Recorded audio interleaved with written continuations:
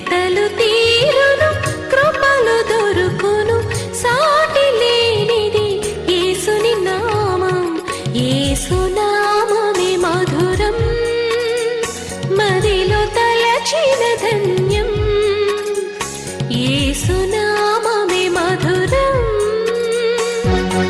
ప్రభువునందు ప్రియమైన దేవుని బిడ్డలారా, నేటి వాక్య ధ్యానం కొరకు ప్రార్థిద్దాము. దయచేసి తలలో వంచండి, ప్రార్థనలో ఏకీభవించండి. ట్రిపుల్ ఈ పాంప్లెట్ డిస్ప్లే అవుతోంది, చూడండి. ప్రతిరోజు 1-2 నిమిషాలు దీనికి నేను కేటాయిస్తున్నాను. దాని ప్రాముఖ్యత మీరు గుర్తెరగాలి. యువతీ యువకుల యొక్క ఆధ్యాత్మిక అభివృద్ధి కొరకు ఏర్పాటు చేసిన ప్రత్యేక వాక్య సందేశాలు ఇవి. మహిళలకు శనివారం, పురుషులకు ఆదివారం, 13 నుండి 30 సంవత్సరాల మధ్యలో ఉన్నవారికి ఈ ప్రత్యేకమైనటువంటి బైబిల్ తరగతులు సామాజికంగా, ఆధ్యాత్మికంగా, మానసికంగా, ఆర్థికంగా, ఆత్మీయంగా వృద్ధి చెందటానికి ఈ ప్రత్యేక బోధలు ఉపయోగపడతాయి. మీ యవనస్తులను ప్రోత్సహించి పంపించండి. ప్రార్థన చేద్దాం. మమ్మలను మిక్కిలిగా ప్రేమిస్తున్న తండ్రి, వందనాలు, స్తోత్రాలు. ఆగస్టు మాసంలో మొదటి ఆదివారం నిన్ను ఆరాధిస్తున్నాము. ఆరాధన యొక్క నిజ అర్థాన్ని ప్రతి ఒక్క విశ్వాసి గుర్తించు భాగ్యం ఇవ్వండి. మీ చేతులకు మమ్మల్ని సమర్పించుకుంటున్నాము. ఘనత, మహిమ, ప్రభావాలు మీకు అర్పిస్తున్నాము. యేసు నామాన్ని అడుగుచున్నాము తండ్రి, ఆమేన్. ప్రియమైన దేవుని బిడ్డలారా, దయచేసి మీ పరిశుద్ధ బైబిల్ గ్రంథాన్ని తెరవండి. యాకోబు వ్రాసిన పత్రిక 2వ అధ్యాయం 8వ వచనం మీ ఎదుట ఉంచుకోండి. మెట్టుకు నీవలే నీ పొరుగు వానిని ప్రేమించుము అను లేఖనములో ఉన్నట్టి ప్రాముఖ్యమైన ఈ ఆజ్ఞను మీరు నెరవేర్చిన ఎడల బాగుగానే ప్రవర్తించువారు అవుతారు. పక్షపాతం గలవారైతే మీరు ధర్మశాస్త్రం వల్ల అపరాధులుగా తీర్చబడి పాపం చేసిన వారు అవుతారు. If you really fulfill the royal law according to the scripture, you shall love your neighbour as yourself. You are doing well. But if you show partiality, you are committing sin and are convicted by the law as transgressor. నిన్ను వలే నీ పొరుగువానిని ప్రేమించుము అన్న ఆజ్ఞలో ఉన్నటువంటి, లేఖనములో ఉన్న ప్రాముఖ్యమైన ఆజ్ఞ ఏమిటి? లవ్, ప్రేమ. ప్రేమ ఆజ్ఞ. క్రొత్త నిబంధన చాలా విచిత్రంగా ఉంటుంది. క్రొత్త నిబంధన చాలా విచిత్రంగా ఉంటుంది. మరియు ఒక రకంగా చూస్తే లోకంకి అర్థం కాదు, డైజెస్ట్ అవ్వదు. నిన్ను నువ్వు ప్రేమించుకుంటున్నావు, నీ వల్ల ఇతరులను ప్రేమించు. ఎవడైనా తనను తాను ప్రేమించుకుంటూనే ఉంటాడు. ఎట్లా? తను తప్పు చేస్తాడు, అయినా తను ప్రేమించుకుంటాడు. తను పాపంలో పడుతూ ఉంటాడు, అయినా తను ప్రేమించుకుంటాడు. జడ్జి చేసేసుకోడు. తన యొక్క లోపాలు ఎరిగిన వాడు ఉంటాడు, అయినా తను ప్రేమించుకుంటాడు. మరి ఇన్ని లోపాలున్నా, అతిక్రమాలు చేసిన, పాపం చేసిన తను తాను ప్రేమించుకోడు ఎందుకు మారలేకపోతున్నాడు?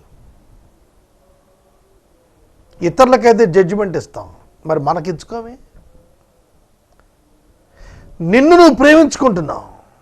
నువ్వు పాపివై ఉండి నువ్వు రక్షించబడాలని కోరుకునే మనస్తత్వంతో ఉన్నాను. ఎదటి వారు కూడా అట్లాంటి ఉద్దేశం కలిగి ఉంటారు. వాళ్ళు పాపులు అయినప్పటికీ వారు రక్షించబడాలి, వారు నాశనం కావాలని కాదు. కనుక ఈ ప్రేమ అనేటువంటిది ఆజ్ఞగా చెప్పినప్పుడు నిన్ను ద్వేషించిన వారిని కూడా ప్రేమించనే చెప్పాడు. ఎందుకంటే నిన్ను ద్వేషించిన వారు కూడా నిన్ను ప్రేమించాలని కోరుతావు తప్ప నిన్ను నాశనం చేయాలని నువ్వు ఎప్పుడు కోరుకో. నిన్ను ద్వేషించిన వారు జాగ్రత్తగానండి, నిన్ను ద్వేషించిన వాడు, నీపై పగబట్టినవాడు, నీపై కోపం తెచ్చుకున్నవాడు, నీపై పిటిషనర్ నిన్ను ప్రేమించాలనే నువ్వు కోరతావు, అంతే. కాబట్టి ప్రేమ ఇట్స్ ఏ మ్యాజిక్ వర్డ్.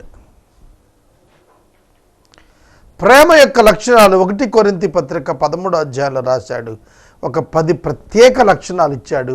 అవి మనకి పొసగవు. మనకి పొసగవు అంటే మనం చేయలేము అని అనుకుంటాం, కానీ మనం చేయగలిగినవే చెప్పాడు, చేయలేనివి కాదు. మనిషి చేయలేనివి ఏవి బైబిల్లో చెప్పలేదు. Maybe difficult but not impossible. కష్టతరం అవ్వచ్చు కానీ అసాధ్యం అయితే కాదు. ప్రేమ పరిష్కారం, ప్రేమ పరిష్కారం, ప్రేమే పరిష్కారం. లవ్ కవర్స్ ఆల్, అన్నింటిని కప్పేస్తుంది. ఎదట వ్యక్తిని ప్రేమించినప్పుడు అతని యొక్క తప్పిదాలు కప్పేస్తావు. నువ్వెన్నడూ కూడా వాటిని లేవనెత్తావు. లోపల ఆగ్రహం పెట్టుకుని పైకి నవ్వుతున్నా కూడా తెలిసిపోతుంది. కానీ లోపల ప్రేమ పెట్టుకున్నప్పుడు అది బయటకు అర్థమవుతుంది. కనుక నీ లోపల నువ్వు ప్రేమను కలిగి ఉన్నావు, అది వ్యక్తపరుస్తూ నేర్చుకున్నప్పుడు నువ్వు తిరిగి గొప్ప బహుమానం పొందుతావు. ఏ ఆజ్ఞ మీరినా కూడా నువ్వు ధర్మశాస్త్రం మీరిన వాడు అవుతావు. 10 commandments, 6,000 commandments, 6,000 సెరిమోనియల్ లాస్ ఉన్నాయి బైబిల్లో, ఓల్డ్ టెస్ట్మెంట్లో. అయినా కూడా వాటిలో ఏది మీరినా నువ్వు పాపివే అవుతావు. 10 commandmentsలో 9 commandments చేసి ఒకటి మీరిన 10 పోతాయి, 9 పోయినట్టే. అర్థమవుతుందా? కాబట్టి ఆ ఆజ్ఞలను పాటించడం వల్ల నీవు, ఆజ్ఞలను పాటించకపోవటం వల్ల నీవు, నీ నీతి ఆధారం లేదనేది గుర్తుంచుకోవాలి. నువ్వు ప్రేమించినప్పుడు అది నీకు నీతిగా మారుతుంది. Love plus justice, love plus justice,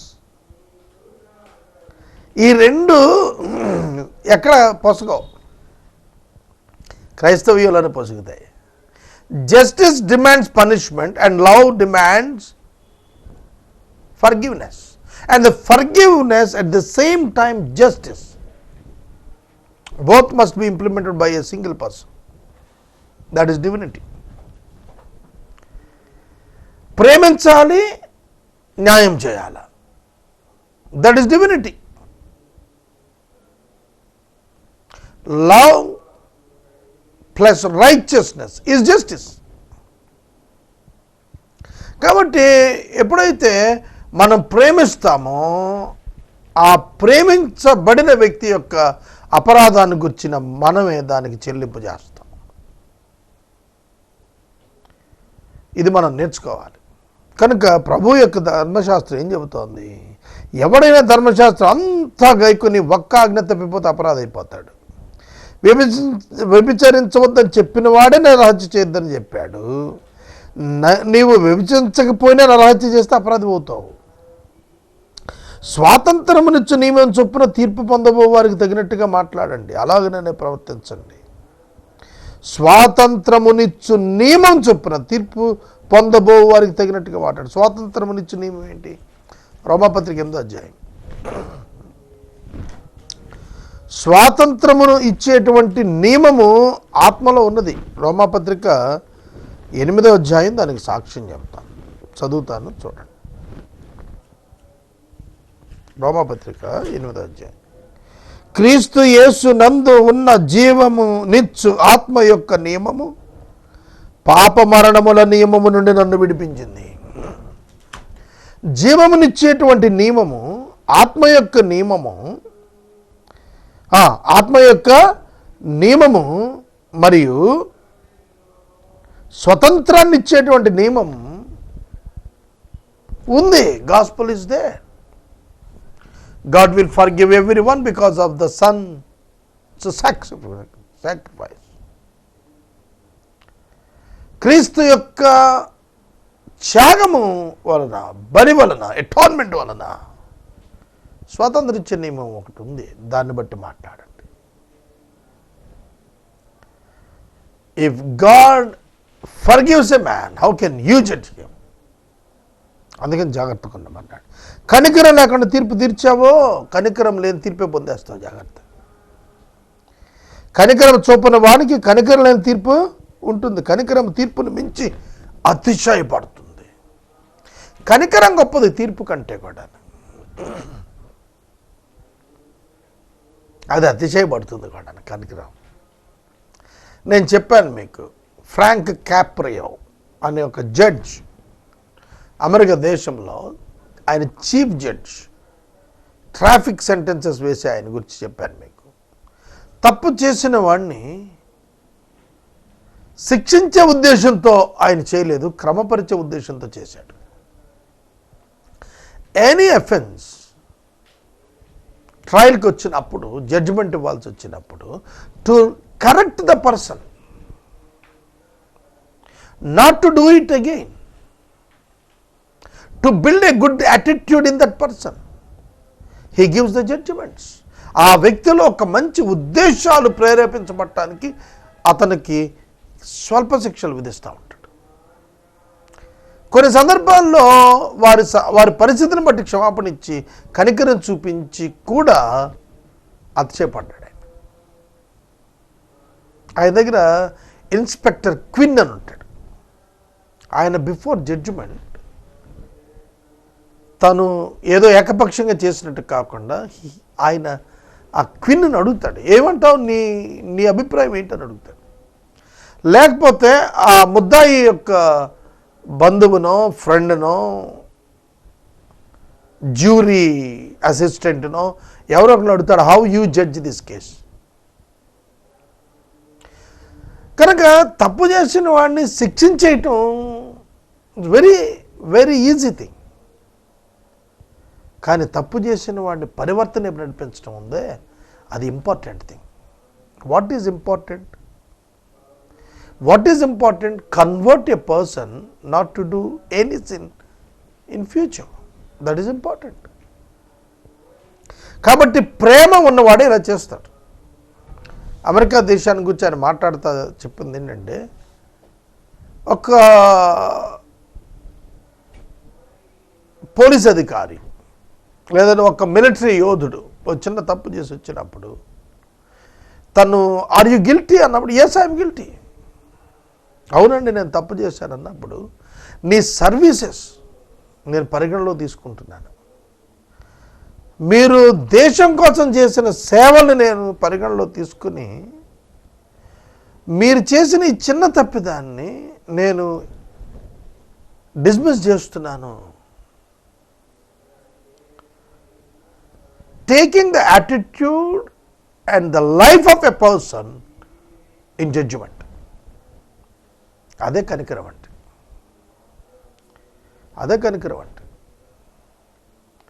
కనుక మనం చాలా సందర్భాల్లో కనికరము లేని తీర్పులు తీరుస్తాం. కనికరము లేని తీర్పులు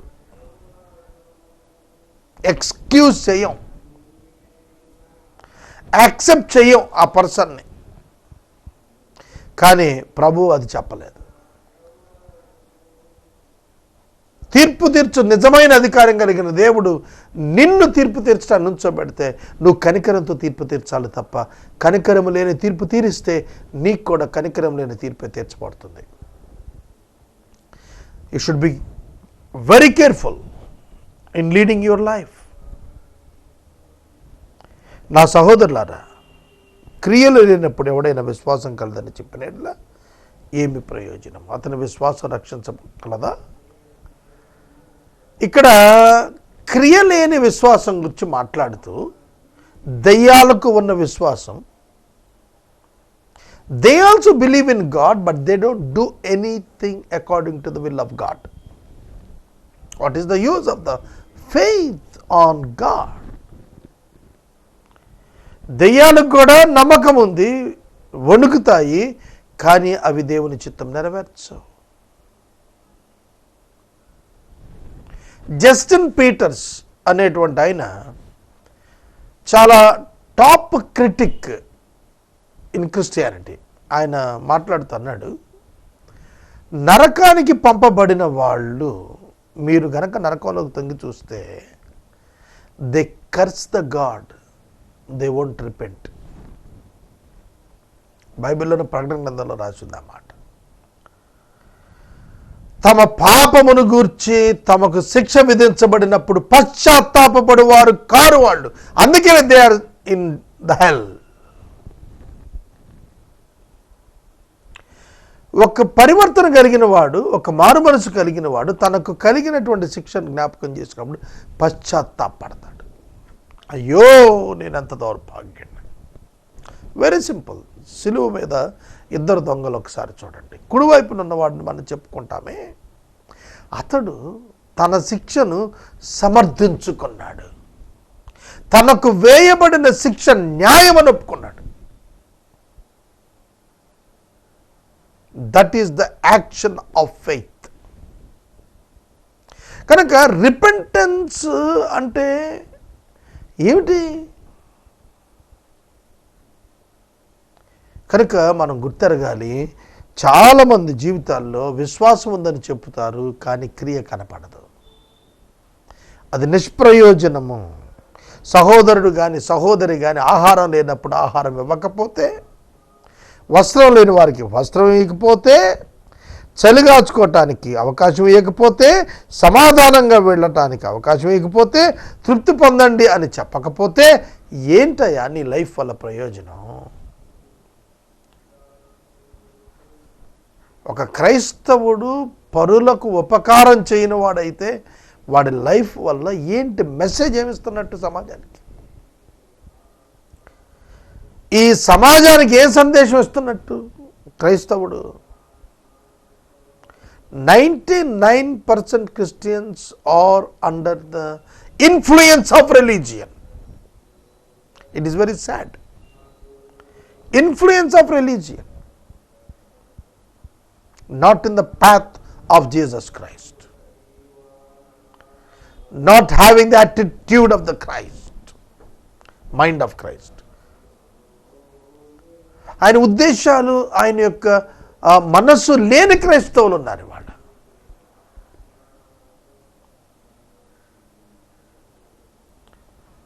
కనుక మనం ఎప్పుడు కూడా మర్చిపోకూడదు, ఎప్పుడు మర్చిపోకూడదు.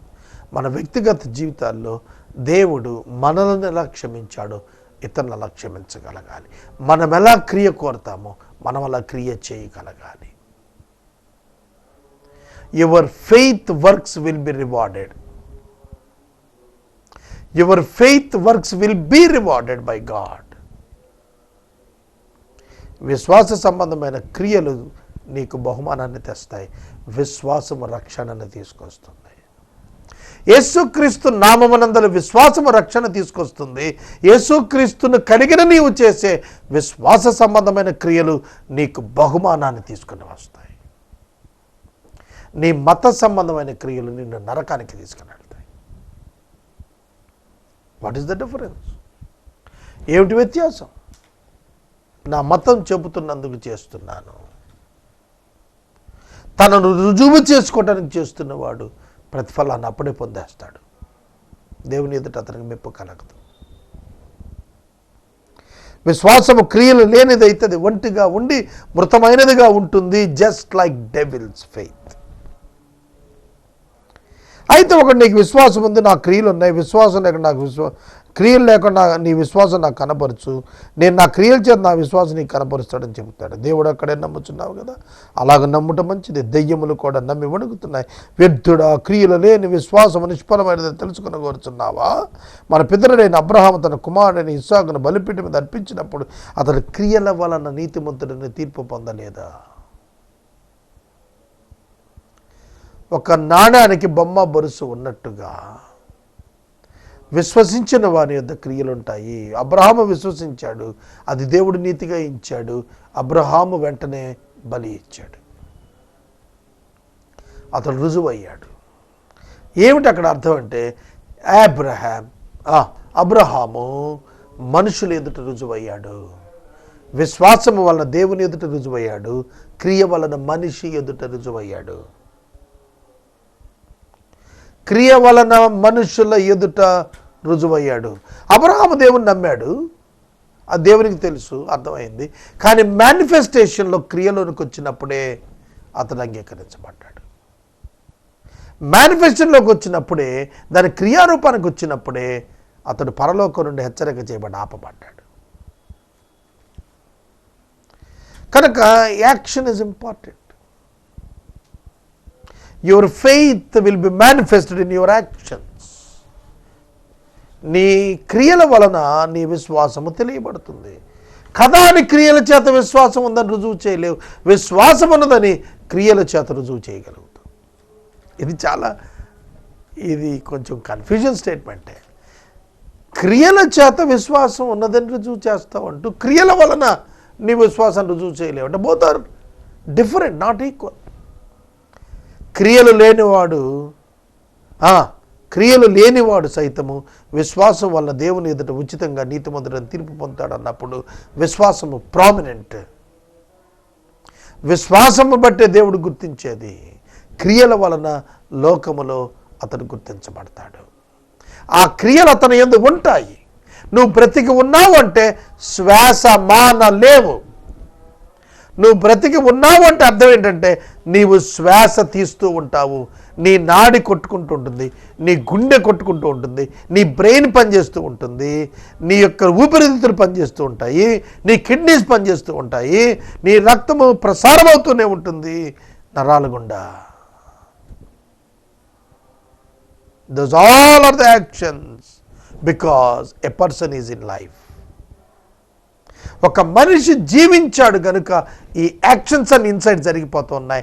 Like wise you cannot separate the life from the action of the body.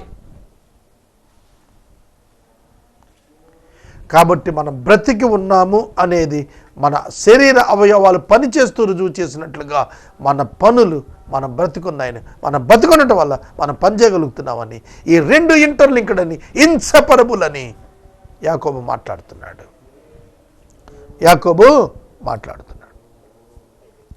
విశ్వాసం అతని క్రియలతో కూడా కార్యసిద్ధి కలుగు చేసిన క్రియల మూలంగా అతని విశ్వాసము పరిపూర్ణమై ఉన్నదని గ్రహించుచున్నావు కదా. కాబట్టి అబ్రహాము దేవుని నమ్మినది, అతనికి నీతిగా ఎంచబడిన లేఖనము నెరవేర్చబడిన, మరియు దేవుని స్నేహితుడైన అబ్రహామునకు పేరు కలిగిన.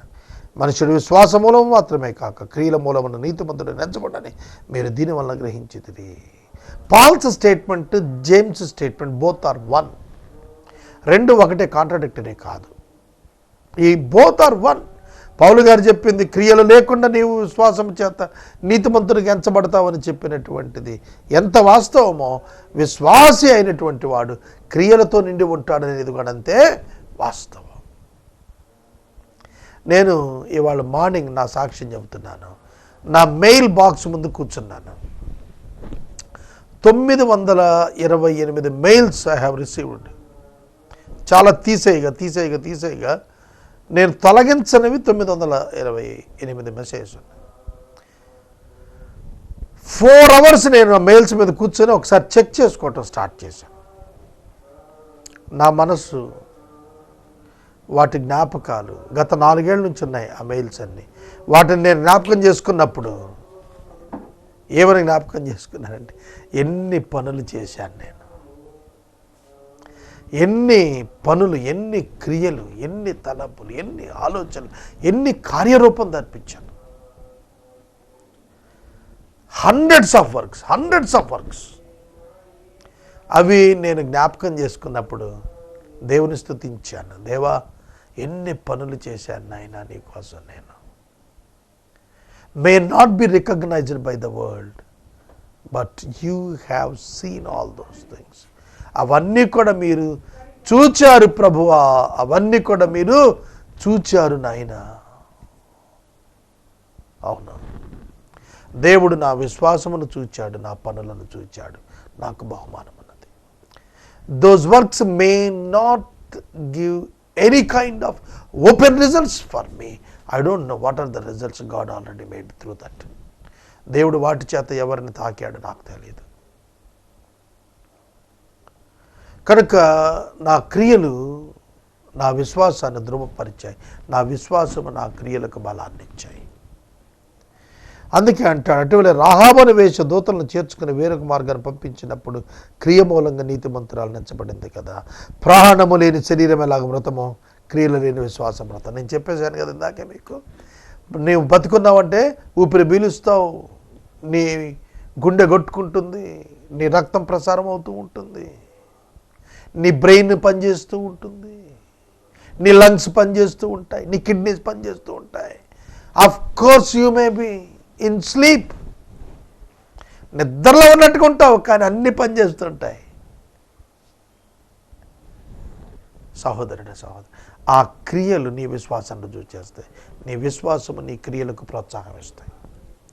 రేపటి దినం 3వ అధ్యాయం ధ్యానం చేద్దాం, ప్రార్థన చేసుకుందాం. సరిపోదు, అది 3 ఉంది, ఇది ప్రార్థన. మమ్మల్ని మిక్కిలిగా ప్రేమిస్తున్న తండ్రి, వందనాలు, స్తోత్రాలు. వాక్యము విన్న బిడ్డలను దీవించము, యేసు నామమున అడుగుచున్నాం తండ్రి, ఆమేన్. తండ్రి అయిన దేవుని ప్రేమ, కుమారుడైన యేసయ్య కృప, పరిశుద్ధాత్మ దేవుని యొక్క అన్యోన్య సహవాసం సదాకాలం మనందరికి తోడైనను గాక, ఆమేన్. రక్షణ స్తోత్ర గీతం, నీ ఆత్మలోని నిత్య జీవ సంగీతం. రక్షణ స్తోత్ర గీతం, నీ ఆత్మలోని నిత్య జీవ సంగీతం. నిన్ను నమ్మి నడచిన భూమిలో సంతోషం, నిరీక్షించి నిలిచిన దివిలో అమరత్వం. నిన్ను నమ్మి నడచిన భూమిలో సంతోషం, నిరీక్షించి నిలిచిన దివిలో అమరత్వం. నీవే నా రక్షణ స్తోత్ర గీతం, నీ ఆత్మలోని నిత్య జీవ సంగీతం. నీవే నా రక్షణ స్తోత్ర గీతం, నీ ఆత్మలోని నిత్య జీవ సంగీతం.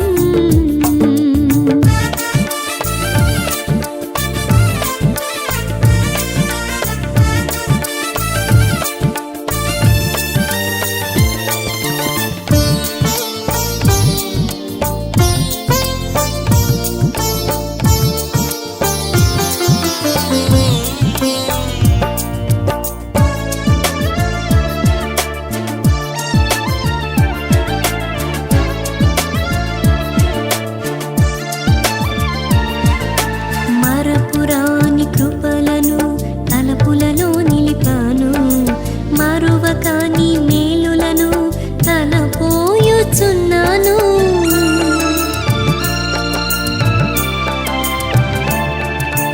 మరపురాని కృపలను తలపులలో నిలిపాను, మరువకాని మేలులను తలపోయుచున్నాను.